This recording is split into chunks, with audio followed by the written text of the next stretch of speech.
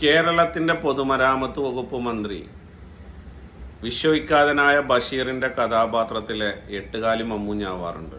പലതിൻ്റെയും ഉത്തരവാദിത്തം സ്വയം വഹിക്കാറുണ്ട്. കന്യാകുമാരിയിൽ നിന്ന് തുടങ്ങി പനവേലി വരെയുള്ള ദേശീയപാത വികസനത്തിന് കേരള പൊതുമരാമത്ത് വകുപ്പിന്റെ മേൽനോട്ടത്തിലാണ് നടക്കുന്നത്. പൂർണ്ണമായി ഇത് നടപ്പിലാക്കിയത് കേരള പൊതുമരാമത്ത് വകുപ്പാണ്. അതിന് നേതൃത്വം നൽകിയ മന്ത്രി PM മുഹമ്മദ് റിയാസ് ആണെന്ന് അദ്ദേഹം തന്നെ ഇടയ്ക്കിടയ്ക്ക് സോഷ്യൽ മീഡിയയിലും പത്രത്തിലും റീലിലൂടെയൊക്കെ പൊതുസമൂഹത്തോട് സംവദിക്കാറുണ്ട്. സംഭവം ശരിയാണെങ്കിൽ കേരളത്തിലെ നിരവധി റോഡുകൾ, ദേശീയപാതയിലെ റോഡുകൾ പൊട്ടിപ്പൊളിഞ്ഞ് തകർന്ന് പാളീസായിട്ടുണ്ട്. എല്ലാ ഉത്തരവാദിത്വവും, നിർമ്മാണത്തിൽ ഉത്തരവാദിത്വം ഉണ്ടെങ്കിൽ അതിൻ്റെ തകർച്ചയിലും ഉത്തരവാദിത്വമുണ്ട്. PM മുഹമ്മദ് റിയാസ് അങ്ങനെ ഉത്തരവാദിത്വത്തിൽ നിന്ന് ഒളിച്ചോടാൻ പറ്റില്ല.